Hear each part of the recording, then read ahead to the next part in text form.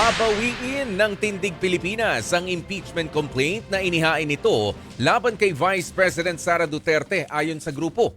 Inanunsyo nila yan bago magsimula ang deliberasyon ng House Committee on Justice sa 4 na impeachment complaints laban kay Vice President Duterte.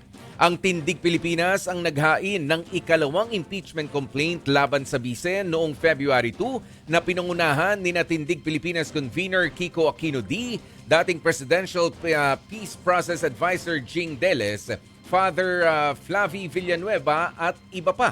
Anila, ibibigay na lamang nila ang buong suporta sa ikatlong impeachment complaint na inihain ng mga religious groups, mga pari at abogado. Parehas din naman daw ang laman ng reklamo at bigat na mga ebidensya. Naniniwala silang ang pagsasama-sama ng kanilang suporta sa likod ng ikatlong reklamo ay magpapalakas sa kanilang posisyon at makatutulong para maisulong ang kaso sa impeachment court ng Senado.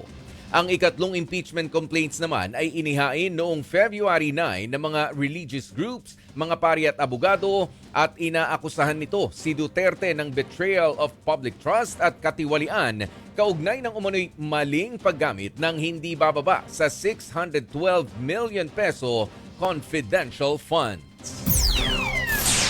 Mga kapatid, ako po si Ruth Cabal. Dito tayo sa Totoo, dito tayo sa True FM. Mag-follow at mag-subscribe din po kayo sa aming social media accounts at True Network PH. Diyan po yan sa aming X na dating Twitter, sa FB, sa Instagram, sa YouTube, sa TikTok at sa mga podcast. At syempre, tutok din po kayo sa Signal True TV Channel 19.